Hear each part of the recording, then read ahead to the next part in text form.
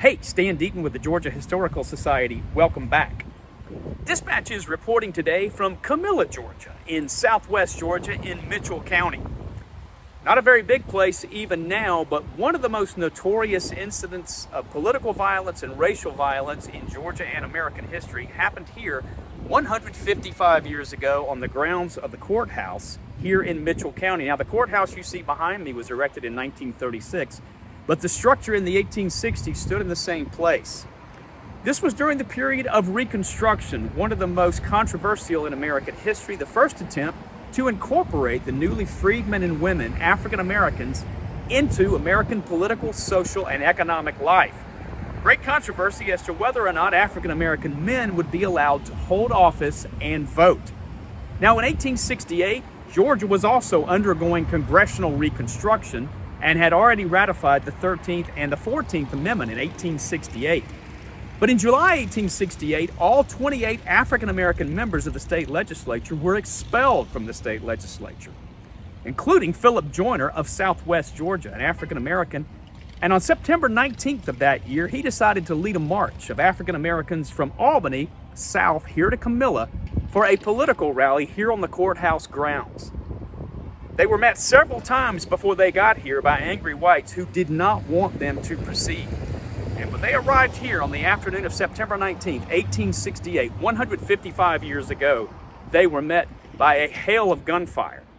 What happened exactly has never been known, but we do know that there were 12 African Americans who were killed at least, and over 30 injured in one of the most notorious incidents of political violence in Georgia history.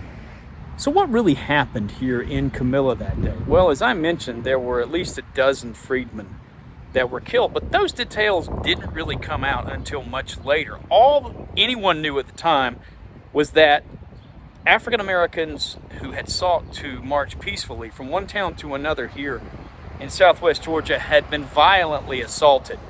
African Americans around the country, their Republican allies in Congress, were outraged, and in fact, Congress returned Georgia to Reconstruction in part because of this incident.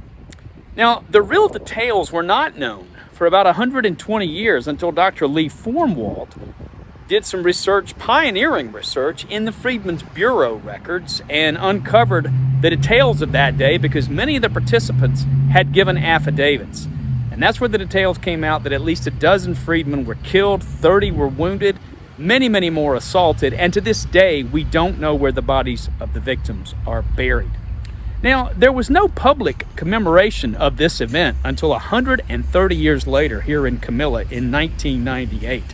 And there was no permanent commemoration until the Georgia Historical Society erected a historical marker with some community allies here in Camilla in February 2023. Now, there are many people who question, do we need to know about something like this? How can we move forward as a country as long as we keep focusing on events like this? The Georgia Historical Society believes that until we look transparently at our past, we'll never be able to come to grips with both the good and the bad, including tragedies like this. Because the fact is, political violence has long been a part of our history and culture, dating back to the Stamp Act crisis of 1765, all the way through events like this in Reconstruction to January 6, 2021.